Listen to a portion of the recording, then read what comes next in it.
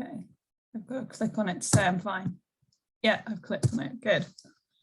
Okay, so I'm here today joined by Clara George, very excited, and she is Miss United Kingdom. So Clara, welcome. Thank you so much. I'm so excited to be here. Well, we've got loads of exciting news to share with everybody. So not only is Clara George been Miss Devon for 3 consecutive years, she's now Miss United Kingdom. And I've had the pleasure of meeting Clara, it's got to be over a couple of years ago now. Yeah, and we've worked together, it's got to be, isn't it? Yeah, a couple of years. We've worked together on a few different projects, including cyberbullying awareness. Which was because Clara unfortunately got cyberbullied. What age was it, Clara? Just tell us a little bit about that, please. Yeah, I was quite young. I was probably cyberbullied from maybe the age of 14, 15, when everyone started getting social media. I mean, I was of the generation where it sort of started, social media started becoming really popular when I was 13, 14, and quite quickly after I got onto the social media platforms, people would just use it as an avenue to bully.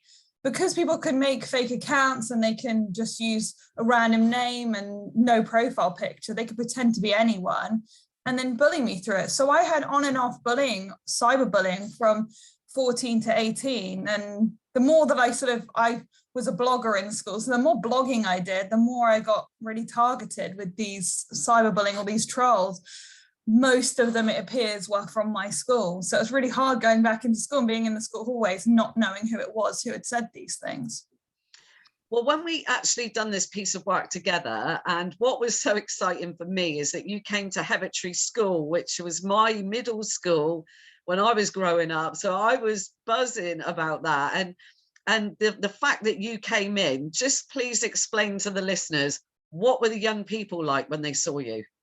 Oh, they were so cute. They were so excited. They were just honestly like, it was really like humbling and flattering how excited they were. And at first when it was like, does anyone have any questions? They were all like a little shy and nervous to speak to me. And then eventually it was just like everyone had their hand up. They'd ask a question, I'd answer, and their hand would be straight back up. Like they were so excited. And so like, yeah, they really wanted to learn all about it and ask my advice. And you know, I heard from that talk or speaking to all the students that some of them were bullied themselves.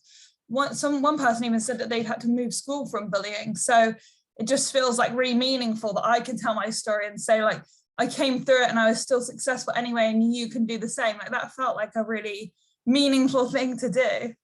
Do you know what? That for me, you just brought goosebumps on my arms, because those little kids, they were so pleased that you were there. And do you know what? The best message that you shared, being resilient, getting through it. You gave those young people like tips and tools to be able to deal with bullying. And the most important part, which I believe, is that people who bully are normally being bullied themselves. And when the young people understand that, they can deal with it, they can put it to bed, because then they've got a rhyme or reason why it's happening to them.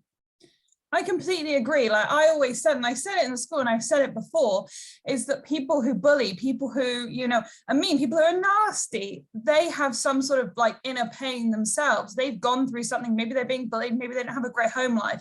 Like they have their own problems and their own like pain inside in order to do that. So if you keep being resilient and ignore it, then you'll just keep like flourishing, just like stay as positive as you possibly can, because the person who is bullying, I bet you, they've either been bullied or they're really struggling internally with something themselves. And then when they realize that, they're like, okay, well, this person is only doing this because maybe they have their own problems and they can't really like express that in the right way. And I think that really helps the students to hear that and know that that might be the reason someone's being nasty. Yeah, I totally agree. I mean, I know that we've got parts in the workshop on, you know, cyberbullying awareness, but parts of that workshop are a talk from a policeman. So if it gets that extreme, the policeman talks them through step by step what they can do.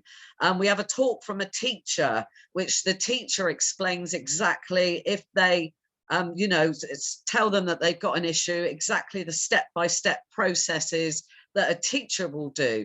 And that is brilliant. But I think for the real life side of what's happening when people really get cyberbullied, it's all well and good to have all the structures in place, but somebody that it's happened to, this is invaluable, because the children can relate to it. They know that, you know, and what a success story you are. So can you just please, for the listeners today, explain how you felt when you were bullied and what the important message was that you shared with the young people?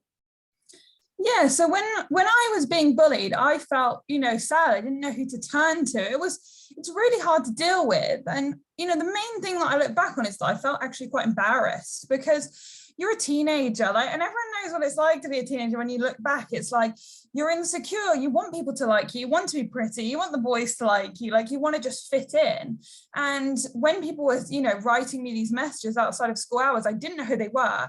They were saying things that I didn't want to admit. I didn't want to go in and say, I'm really struggling with this, because it felt a little embarrassing to me. And that's why it's so important for me to speak out, because I guarantee there's so many people going through it who also feel embarrassed. And it's me saying, there's no need to feel embarrassed. You could have done absolutely nothing wrong, and guaranteed you probably have done absolutely nothing wrong.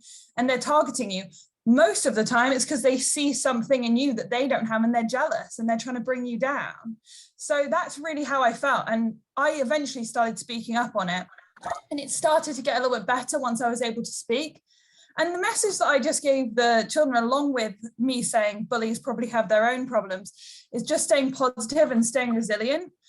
I think that if you wouldn't take advice from someone and you wouldn't want to live their life, then just don't listen to their opinion. Like, it's just not relevant. If you wouldn't want to live in their shoes, then they're not the right person that you need to be listening to their opinion. So just staying resilient, turning to the people who care about you, and remembering that so many people have gone through it and so many people still continue to, and you can keep going and you can thrive and be successful. Feel the reason why I've done a lot of, like, I felt like I couldn't even have been Miss United Kingdom if I hadn't had the bullying, because it made me feel like I wanted to prove people wrong. And that is something that's been like a driving factor. So sort of saying to the children, use it to drive you. Like, you can actually use it as a driving force to make yourself do more, do better, be more successful. Do you know what? That leads me right on to the last point that I really want to make today. And is that, for me, the most exciting part of when you came into the schools with us and like as a guest speaker, not only were the children so excited, is that when you explained to them that some of those people that had bullied you for all those years and now coming back to you said, oh, Clara, could you please mention this for me? So how did that make you feel, Clara George?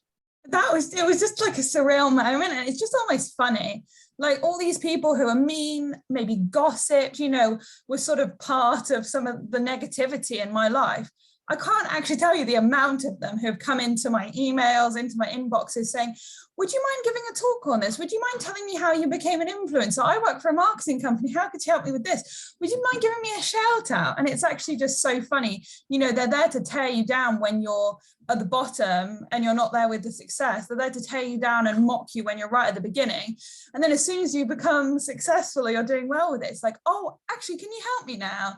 I just thought it was so funny. I mean, I ignored most of the messages. I wasn't going to be nasty back, but I'm not going to go and do them favors. But it's just so funny how people can just 180, and as soon as they think you're doing well, they'll completely change their mindset. So I think that's something to show. They were probably just teasing me because I was doing something different.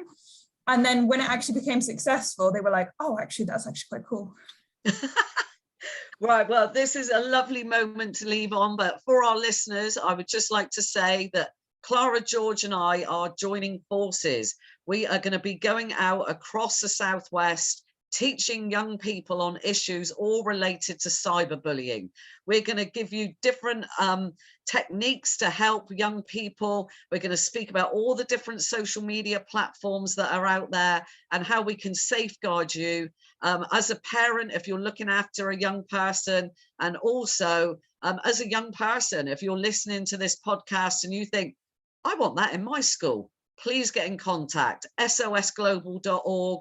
Please check us out online. And Clara, thank you ever so much. I'm really excited to be putting this out with you right now. Thank you.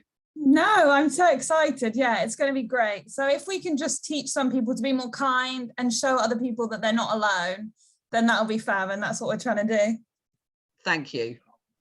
Thanks.